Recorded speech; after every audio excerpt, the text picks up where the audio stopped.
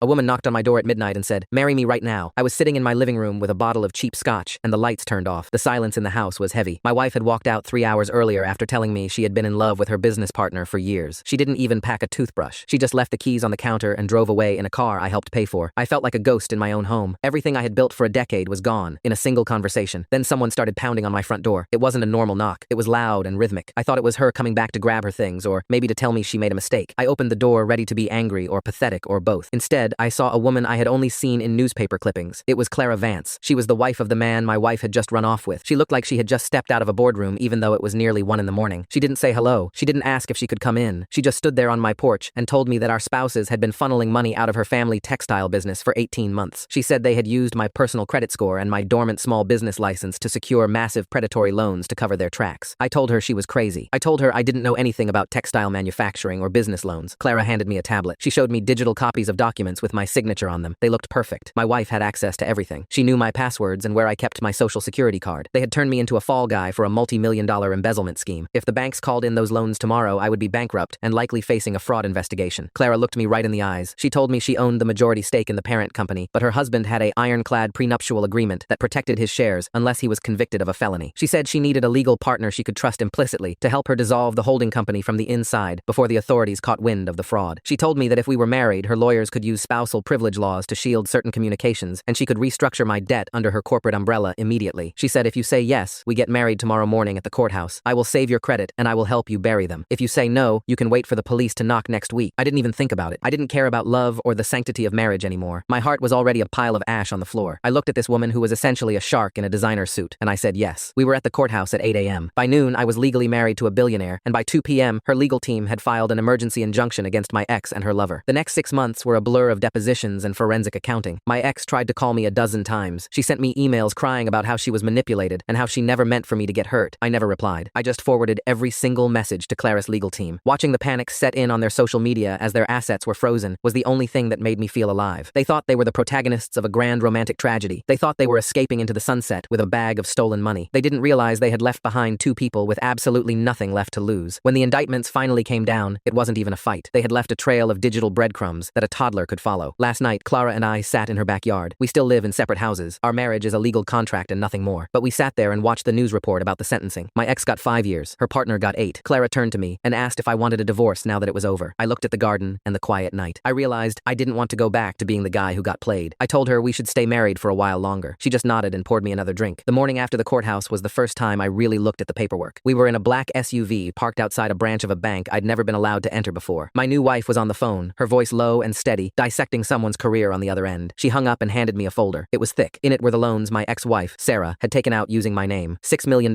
They had used a defunct LLC I'd set up years ago for a freelance consulting gig that never went anywhere. They had forged my signature on documents for equipment procurement and logistics expansion. The money hadn't gone to textiles. It had gone into a series of offshore accounts and a shell company registered in the Caymans. They were going to leave you with the debt and the prison sentence, Clara said. She wasn't looking at me. She was looking at the bank entrance. My husband, Marcus, thought he was smarter than the board. He thought he could bleed my family's legacy dry and blame it on a negligent contractor that's you. I felt a cold sweat prickle my neck. My life had been ordinary. I worked in middle management for a supply chain firm. I liked my lawn, my quiet weekends, and I thought I liked my wife. The betrayal was a physical weight. Sarah hadn't just stopped loving me. She had targeted me. She had looked at me across the dinner table for 18 months, knowing she was building a cage for me. What happens now? I asked. Now we walk in there, Clara said, finally turning to me. Her eyes were like flint. You are the spouse of the majority shareholder. You are also a victim of identity theft by a former officer of this company. We are going to sign over your interest in those loans to my personal holding firm. I'm buying your debt, Arthur. In exchange, you're giving my lawyers full power of attorney to act on your behalf in the criminal proceedings. We walked in. The bank manager didn't even ask for my ID once he saw Clara. They treated me like royalty, or at least like a very expensive piece of furniture. I signed 34 times. By the time we left, I was no longer a man facing a decade in federal prison. I was a man who didn't owe a dime, but I was also a man who had sold his soul to a woman who treated vengeance like a professional sport. The first month of our marriage was silent. Clara moved me into one of her guest houses on a massive estate in Connecticut. It was bigger than the house Sarah and I had shared, and it felt like a museum. No dust, no clutter, no life. I spent my days with forensic accountants. They were guys in short-sleeved button-downs who drank lukewarm coffee and talked about variance and unauthorized disbursements. I had to walk them through every day of my life for the last 2 years. Did you notice any large purchases? They asked. No, I said. She said she was saving for a down payment on a beach house. Did she ever ask for your tokens or passwords? She told me she was consolidating our cloud storage. I gave her everything. It was humiliating. Every day, I had to admit how much I had trusted a woman who was actively burying me. Every evening, I'd go back to the guest house and look at the news. Sarah and Marcus were in Miami. They were posting photos of sunsets and expensive dinners. They thought they were in the clear. They thought they had timed the exit perfectly. They didn't know that Clara had already frozen the domestic accounts. They didn't know that the offshore accounts they were drawing from were being monitored by a private intelligence firm she had on retainer. About 6 weeks in, the first crack appeared. Sarah called me. I was sitting on the porch of the guest house, watching the mist roll off the trees. My phone buzzed with a number I still hadn't deleted. Artie? Her voice was thin. She sounded tired, but there was that familiar manipulative edge to it. Artie, please don't hang up. There's been a mistake with the bank. My cards aren't working. I know you're angry, but I need you to call the manager at First National. Tell them it's a misunderstanding. I didn't say a word. I held the phone away from my ear and hit the record button on the tablet Clara had given me. Artie, are you there? Look, Marcus is really stressed. We just need a few days of liquidity. I'll explain everything when we get back. I still care about you, you know. I didn't want it to be like this. I hung up. I didn't feel the urge to yell. I didn't feel the urge to cry. I just felt a deep, profound sense of disgust. I walked over to the main house. Clara was in her office, surrounded by 3 screens showing market data. I handed her the tablet. She called, I said. Clara listened to the recording. She didn't smile, but her posture changed. She looked like a predator that had finally caught the scent. She's scared, Clara said. The Cayman accounts just got flagged for suspicious activity. They can't touch the money without triggering a red alert to the authorities. They're stuck in a 5-star hotel they can't pay for. What's the next move? I asked. We wait for them to come home, she said. They'll try to sneak back into the country to access the physical safe deposit boxes. They think they have a backup plan. 2 weeks later, the FBI met them at the gate at JFK. I watched the footage from a news feed. Sarah looked haggard. Marcus was trying to shield his face with a jacket. They were handcuffed and led away in front of a crowd of tourists. Clara stood next to me in her living room, a glass of sparkling water in her hand. That's stage 3, she said quietly. There are more stages? The arrest is just the beginning, Arthur. Now comes the character assassination. Now we ensure they never work in this industry again. We ensure that every bridge they ever built is burned from both ends. The legal battle that followed was a bloodbath. Because I was married to Clara, her legal team represented me as a co-victim. They painted a picture of a loyal, hard-working husband whose life was dismantled by a sociopathic wife and her greedy lover. It wasn't hard to do because it was mostly true. Sarah's defense was pathetic. She tried to claim I was in on it. She told the court I was the mastermind and she was just following orders. But the forensic accountants had the receipts. They had the logs showing she had accessed my accounts from her laptop while I was at my office. They had the emails between her and Marcus joking about how easy I was to fool. Hearing those emails read aloud in a courtroom was the lowest point. Marcus had called me the human doormat. Sarah had responded with a laughing emoji and said, he's just happy as long as the TV works and the beer is cold. I looked at her from the witness stand. She wouldn't meet my eyes. She looked small. She wasn't the sophisticated woman she had pretended to be. She was just a thief who had gotten caught. When it was my turn to speak, the lawyer asked me how the betrayal had affected me. I didn't give them the emotional breakdown they probably wanted for the cameras. I didn't lose a wife, I said, my voice steady. I lost a person I thought existed, but the person who actually sat across from me for 10 years. I don't know her. I'm just glad the debt is gone. After the sentencing, when the reality set in that they were going to spend the better part of a decade behind bars, the silence returned. But it was a different kind of silence. It wasn't the heavy, suffocating silence of that first night with the scotch. It was the silence of a house that had been cleaned out. The marriage between Clara and me remained. We didn't share a bed. We rarely shared a meal. We were 2 people who had entered into a pact of mutual survival. She had saved my life, and I had been the legal key she needed to unlock her husband's grip on her company. A month after the trial ended, we were sitting in her backyard. The sun was going down, casting long shadows across the perfectly manicured grass. You're free now, you know, Clara said. She was looking at a file, always a file. The debt is restructured. Your credit is actually better than it was before this started. My lawyers have drafted the divorce papers. It's a clean break. You'll get a settlement for your services as a spouse during the litigation. It's enough to buy a very nice house and never work again if you don't want to. I looked at the papers on the table. This was what I had wanted, right? To go back to my life, to be Arthur again. But I realized I didn't know who that guy was anymore. The guy who liked his lawn and his quiet weekends was gone. That guy was a human doormat. That guy was someone people stole from. I looked at Clara. She was brilliant, cold, and entirely honest about who she was. She didn't pretend to love me. She didn't pretend this was anything other than a business arrangement. And in a world where my loving wife had tried to send me to prison, Clara's cold honesty was the only thing that felt real. Why the rush? I asked. Clara paused. She looked up from her file, her eyebrows arching slightly. Most people want to get out of a fake marriage as soon as possible, especially one born out of a midnight ultimatum. It's not fake, I said. The paperwork is real. The protection is real. And honestly, I don't think I'm ready to go back to being the guy people think they can play. Clara leaned back in her chair. For the first time, I saw a tiny flicker of something that wasn't professional calculation in her eyes. It might have been respect. It might have just been curiosity. There's a board meeting on Tuesday, she said. Marcus's seat is vacant. I need someone who knows the supply chain inside and out. Someone who isn't going to be bought, and someone who has a personal stake in making sure this company stays clean. I'm not a billionaire, Clara. No, she said, pouring me another drink. But you're my husband. And in this world, that's almost the same thing. Stay for the meeting. See if you like the view from the other side of the desk. I took the drink. I thought about Sarah in her cell. I thought about the man I used to be. Then I thought about the woman sitting across from me, the one who had knocked on my door at midnight and changed everything. Tuesday morning came with a cold, driving rain that lashed against the floor-to-ceiling windows of the Vance Holdings building. I wore the navy suit Clara had picked out. It was tailored so precisely it felt like armor. I stood in the elevator as we shot up to the 44th floor, watching the numbers tick higher, feeling a low-grade hum of adrenaline in my chest. Clara stood beside me, immaculate in a charcoal blazer, her eyes fixed on the doors. She didn't offer any last-minute advice. She didn't tell me it was going to be okay. She just expected me to do the job. The boardroom smelled like ozone and expensive roasted coffee. 14 people sat around a slab of black marble that stretched the length of the room. Most of them were men 20 years my senior, wearing watches that cost worth more than my old mortgage. When Clara and I walked in, the conversation didn't stop, but the temperature in the room dropped. They looked at me the way you look at a stray dog someone dragged into a five-star restaurant. They knew who I was. They knew I was the cuckolded husband who had been legally weaponized to save the company's stock price. To them, I was a human loophole. Clara took her seat at the head of the table. She pointed to the empty chair on her right, Marcus's old chair. I sat down. The leather was stiff. For the first hour, I didn't say a word. I just listened. They were discussing the fallout from the embezzlement. The stock had taken a 6% hit, but the bleeding had stopped. Then the conversation shifted to the third quarter projections, specifically the supply chain bottlenecks in Southeast Asia that were strangling their raw material imports. A guy named Sterling, a man with silver hair and a perpetual sneer, leaned forward. He had been Marcus's biggest ally on the board. He looked directly at Clara, bypassing me entirely. We're looking at a 12% drop in efficiency across the Jakarta shipping lanes, Sterling said, tapping a gold pen on his notepad. Marcus had a plan to route through alternative ports in Vietnam, but with him gone, our logistics division is flying blind. We need to hire an external crisis management firm. Immediately. I have a list of recommendations. He slid a heavy folder across the marble. It was a power play. He was trying to fill the vacuum Marcus left with his own people. Clara didn't touch the folder. She didn't even look at it. She looked at me. I pulled my tablet closer. I had spent the last 48 hours doing nothing but reading the logistics reports Clara had given me. It was the same boring, granular supply chain data I had spent my entire adult life analyzing, just on a much larger scale. Vietnam is a mistake, I said. The room went completely silent. Sterling stopped tapping his pen. He slowly turned his head to look at me. His expression caught somewhere between amusement and outrage. Excuse me? Sterling said. I wasn't aware we were taking operational advice from the guest of honor. Vietnam is a mistake, I repeated, keeping my voice flat. I didn't raise it. I didn't try to sound intimidating. I just stated a fact. The congestion in Jakarta is real, but the alternative ports Marcus was looking at in Haiphong are currently undergoing a massive infrastructure overhaul funded by the local government. Their processing times have doubled in the last 3 weeks. If you reroute the raw cotton shipments there, you aren't bypassing a bottleneck. You're parking your inventory in a construction zone for 2 months. Sterling frowned. The projections don't reflect that. Your projections are based on trailing data from last quarter, I said. I tapped my screen and sent a file to the central monitor on the wall. A highly unglamorous spreadsheet appeared. I pulled the live maritime tracking data and cross-referenced it with the local port authority schedules. You have 4 container ships scheduled to leave for Vietnam next week. If you don't reroute them to the secondary ports in Surabaya, you're going to miss the winter manufacturing window entirely. It'll cost the company roughly $14 million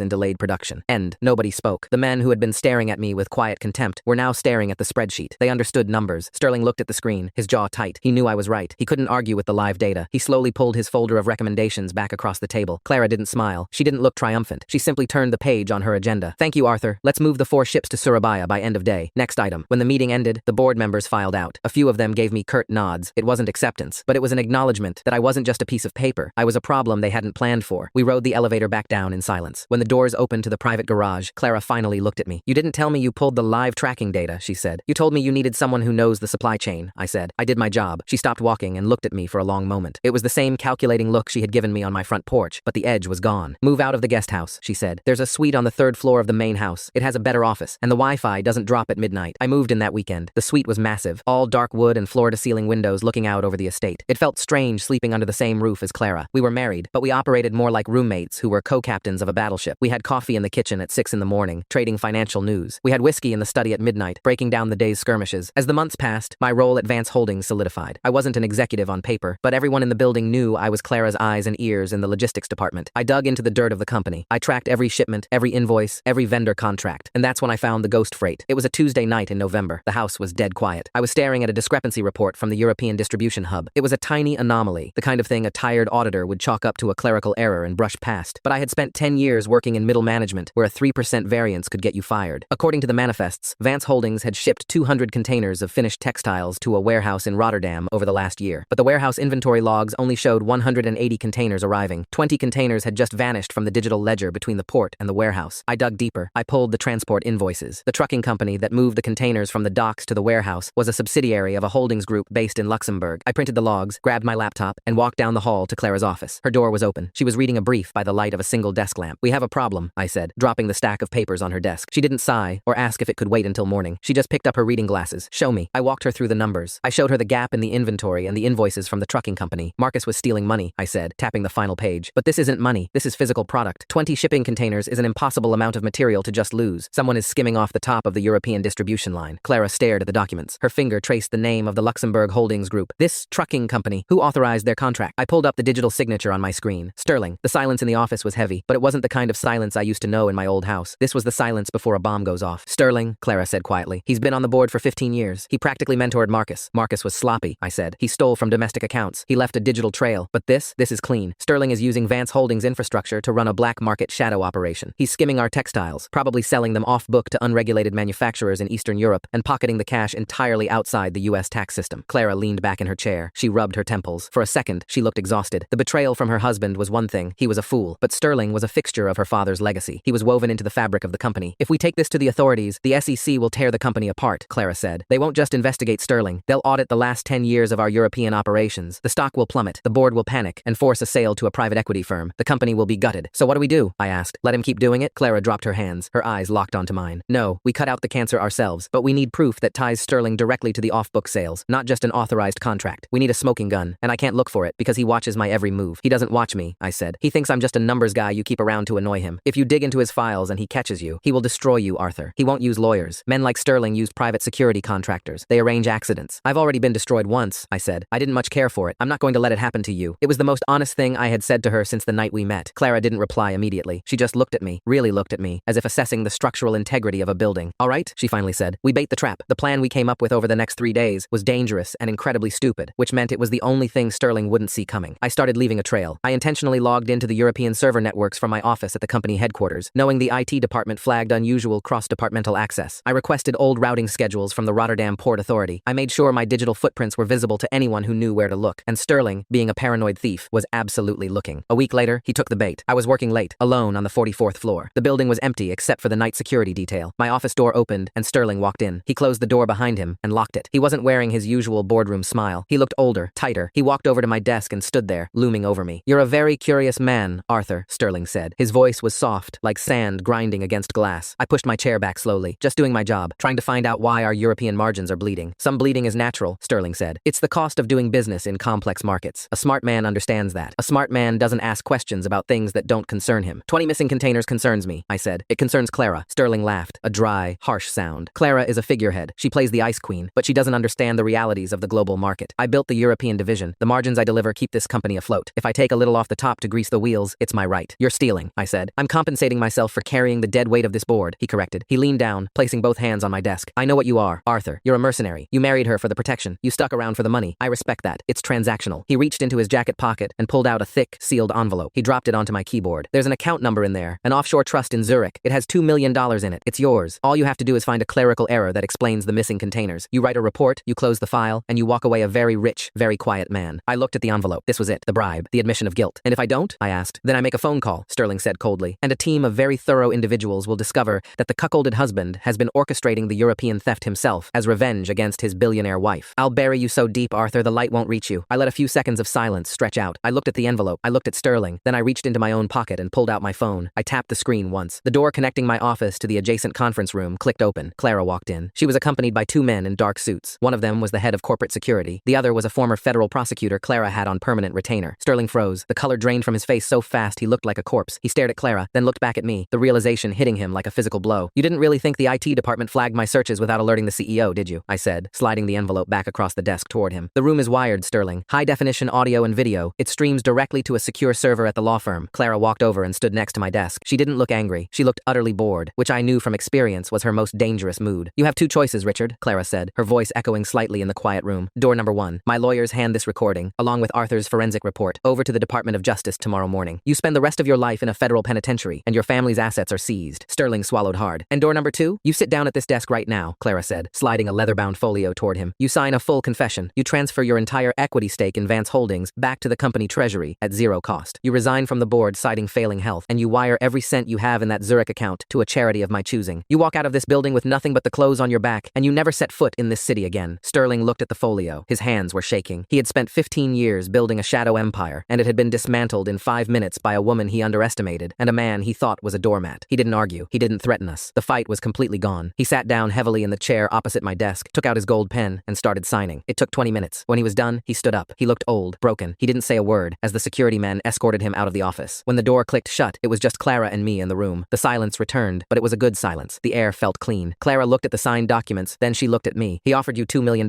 she said. He did. You could have taken it. You could have framed him later, kept the money, and walked away from all of this. I stood up and grabbed my jacket. I told you, I'm tired of being the guy who gets played, and I don't need $2 million. I have a very comfortable suite on the 3rd floor, and the coffee in the kitchen is excellent. A tiny, genuine smile broke across Clara's face. It was a rare thing, sharp and bright. Come on, she said. I have a bottle of 20-year-old Macallan in my office. I think we've earned a drink. We sat in her office until 2 in the morning, drinking scotch and watching the city lights. We didn't talk about Sarah or Marcus or Sterling. We talked about the future. We talked about restructuring the logistics division and expanding into South America. A year later, the world looks entirely different. Sarah is still in prison. She sent me a letter a few months ago, begging for money for her commissary account. I ran it through the shredder in my office. Marcus is in a medium security facility in upstate New York. I never divorced Clara. I'm officially the chief operating officer of Vance Holdings now. I earned the title. I work 80-hour weeks. I travel to ports in Singapore and Rotterdam and Buenos Aires. I sit in boardrooms and tear apart predatory contracts, and the men across the table don't look at me like a stray dog anymore. They look at me with caution. Clara and I still live in the massive estate in Connecticut. We still have separate bedrooms. There is no grand romance between us. We don't hold hands or say, I love you. But when the house is quiet and the pressure of the company feels like a physical weight, I go to her office. She pours the scotch. I pull up the spreadsheets. We sit in the glow of the monitors, two people who had everything taken from them by the people they trusted most, who found something unbreakable in the rubble. We are an alliance. We are a fortress. Last night, we were sitting on the patio, watching the first snow of the year fall over the manicured lawns. Clara was reviewing a quarterly report. I was drinking coffee. She closed the folder and looked out at the snow. Did you ever think, when you opened that door 2 years ago, that this is where we'd be? She asked. I thought about the dark living room, the cheap scotch, the feeling of being a ghost. No, I said. I thought my life was over. Clara reached across the table and tapped her pen against my coffee mug. It was a small gesture, but from her, it was an anchor. It was over, she said. But the new one is much better. Go get the coats. We have a flight to catch in 3 hours. I smiled, stood up, and went inside. We had work to do. The flight to London was smooth, but the air in the cabin was thick with a different kind of tension. We were 30,000 feet over the Atlantic, flying in a private Gulfstream. Clara had chartered for the weekend. We were supposed to be closing the acquisition of a 200-year-old Scottish mill. It was the final puzzle piece we needed to completely dominate the European cashmere supply chain. But 3 hours into the flight, the encrypted sat phone on the console buzzed. Clara answered it. I watched her face. Her expressions were usually micro-adjustments, tiny shifts in the jaw or the eyes. This time, her eyes went flat. She hung up and looked out the window into the black sky. The Scots are pulling out, she said. I paused my laptop screen. We have a signed letter of intent. The financing is locked. They can't just pull out. They aren't, she said, her voice tight. A third party just executed a silent lien on the mill's proprietary loom patents. The patents are the only reason we're buying the facility. The seller's hands are tied until the lien is cleared. Who holds the lien? Clara looked at me. A holding company registered in Delaware, Cypress Management. The name didn't mean anything to me, but the way she said it did. I pulled up the corporate registry on my laptop. I dug past the registered agent, past the Shell LLCs, down to the original filing documents from 3 years ago. There was a signature on the third page of the PDF. It was a digital scrawl, but I knew it. I had seen it on 50 different pieces of evidence during the trial. It was Marcus. He had known the Scottish mill was Clara's ultimate target. He had known it for years. While he was busy draining the domestic accounts and sleeping with my wife, he had also quietly bought up the debt of the mill's primary patent holder. He had buried it under layers of corporate sand as his ultimate insurance policy, a dead man's switch. He's in a medium security facility in upstate New York, I said, staring at the screen. He shouldn't be able to orchestrate a corporate blockade. He doesn't have to, Clara said. He just had his lawyer activate it. He's squeezing us. He knows if we don't close this deal by Monday, our European expansion stalls for another 2 years. The stock will take a hit. The board will panic. What does he want? I don't know, Clara said. He won't take my calls. His lawyer specifically requested to speak with the chief operating officer. Me. He wanted me. We landed at Heathrow in a driving rainstorm. We didn't go to the hotel. We went straight to the London office. I sat in a glass-walled conference room overlooking the grey Thames and dialed the number for Marcus's attorney. The lawyer was a slick operator who sounded like he charged by the syllable. He patched me through to the prison's secure line. Arthur, Marcus's voice crackled through the speaker. He sounded thinner, if a voice can sound thin. The arrogance was still there, but it was brittle now. I hear congratulations are in order, Chief Operating Officer. You've come a long way from the supply chain cubicle. Drop the lien, Marcus. He laughed. It sounded like a cough. I don't think I will. Those patents are currently valued at $40 million to Vance Holdings. I'm willing to release the lien for 20. Deposit it into an irrevocable trust for my daughter from my first marriage. Clara gets her mill. I secure my legacy, and you get to look like a hero. You're extorting the company you already robbed. I'm negotiating, Marcus said. But that's not the only reason I wanted to talk to you, Artie. I wanted to do you a favor. I don't need favors from you. You need this one, Marcus said, his voice dropping low. You think you're partners with her. You think you're the guy who finally stepped up and took control. But you're just another asset to Clara. You know why she came to your house that night? The exact night Sarah left you? I didn't answer. I felt a cold knot tighten in my stomach. She knew, Arthur, Marcus whispered through the static. Clara knew about Sarah and me for 8 months before she knocked on your door. She had private investigators tailing us. She watched us bleed your credit dry. She watched us forge your signature. She let it happen. The conference room was dead silent. Outside, the rain lashed against the glass. Why would she do that? I asked, keeping my voice perfectly level. Because of the prenup, Marcus said, sounding triumphant. Infidelity wasn't enough to trigger the clause that stripped my shares. She needed a felony. She needed me to commit wire fraud and embezzlement. And she needed a perfect, naive victim to take the fall so she could swoop in and play the savior. She let me destroy your life so she could use the rubble to build her fortress. Ask her, Artie. Look her in the eye and ask her. The line clicked dead. I sat there for a long time. I looked at the phone. I looked at the rain. The old Arthur would have felt his heart break all over again. The old Arthur would have stormed out, demanded answers, felt used and discarded and small. But I wasn't that guy anymore. I thought about the last 2 years, the boardrooms, the midnight scotch, the silent, terrifying efficiency of the woman I was married to. She was a shark. She had told me that from day one. I had just assumed I was the only fish she hadn't bitten. I stood up, walked out of the conference room, and went down the hall to the engineering department. Vance Holdings had a small R&D team based in London. I found the lead engineer, a guy named Davies who lived on energy drinks and spite. Davies, I said, pulling up the specs of the Scottish mill's patents on a monitor. These looms, the ones Cypress Management holds the lien on, they're designed for a specific tension of of raw cashmere, right? Davies squinted at the screen. Yeah, it's a dual feed system, very efficient, almost impossible to replicate without infringing on the patent. Almost? I asked. Davies rubbed his chin. Well, if we completely retrofitted our existing facilities in Milan, changed the intake valves, and wrote custom software to manage the tension, we could theoretically achieve the same output, but it would be a nightmare. It would take 6 months and cost $10 million in retooling. Could we bypass the patent entirely? Legally? Yes. The mechanism would be different enough. But like I said, it's 10 million quid. And the downtime. Start drafting the retrofit protocols, I said. I want the Milan pivot ready for board approval by Monday morning. I walked back to Clara's temporary office. She was standing by the window, a cup of black coffee in her hand. She didn't look at me when I walked in. He wants 20 million, I said. And if we don't pay? She asked. He holds the lien. We lose the mill. The stock drops. I walked over to the desk and closed her laptop. So, we aren't buying the mill. I just initiated a pivot to retrofit the Milan facility. It's going to cost 10 million and take 6 months. It's ugly. It's going to hurt our Q3 margins, and the board is going to scream. Clara finally turned to look at me. Her eyes were sharp, calculating the angles instantly. If we retrofit Milan, Marcus's lien is worthless. He gets nothing. Exactly. We bleed a little, but he dies of thirst. I'm not paying the man who ruined my credit a single dime. Clara stared at me. For a moment, the mask slipped. It was the look of a general realizing her second in command had just ordered an artillery strike on their own position just to wipe out the enemy. It was pure, unadulterated respect. The board will try to hang you for the Q3 dip, she said. Let them try, I said. I've got the live data. I'll bury them in spreadsheets. She smiled. It was a real smile, reaching her eyes. What else did he say? She asked quietly. I looked at her. I looked at the impeccably tailored suit, the perfect posture, the absolute ruthlessness that radiated from her pores. He said you knew, I said. He said you watched them steal from me for 8 months. He said you let them forge the documents so you could get the felony conviction you needed for the prenup. The silence in the office was absolute. The hum of the HVAC system felt deafening. Clara didn't look away. She didn't blink. She didn't try to soften her face or put on a mask of manufactured sympathy. He was right, she said. Her voice was flat, devoid of apology. I found out in January. I had the investigators tailing them by March. By June, I knew they were using your LLC. I needed a bulletproof case, Arthur. If I had stopped them early, Marcus would have walked away with half my father's company. I couldn't let that happen. I nodded slowly. The confirmation didn't hurt. It actually felt clean. It was a surgical strike of truth in a world built on lies. Sarah had lied to me every day while she made my breakfast. Marcus had lied to the world while he stole millions. But Clara? Clara was exactly what she had presented herself to be on my porch that night. She was a woman fighting a war, and I had been a convenient piece of collateral damage she later conscripted into her army. You let them burn my house down, I said. Yes, Clara said. And then I built you a castle. I looked out the window at the London rain. I thought about the man I was before. The naive, comfortable guy who thought the world was fair. That guy was dead. He died the night Sarah left the keys on the counter. The man standing in this office was someone else entirely. The Milan pivot needs to be airtight before Monday, I said, turning back to the desk. I need your signature on the R&D budget authorization. Clara watched me for a long moment. She picked up her pen, signed the document, and handed it to me. Our fingers brushed against the paper. It was the only physical contact we had shared in months. We have a lot of work to do, she said. We always do, I replied. Monday morning was a bloodbath. 14 men in bespoke suits sat around the London boardroom, staring at the Milan retrofit projections as if I had just placed a live grenade on the mahogany table. Harrison, a senior board member who had been quietly gunning for my job since Sterling's abrupt retirement, threw his pen down. It made a sharp clatter against the glass. You're asking us to swallow a $10 million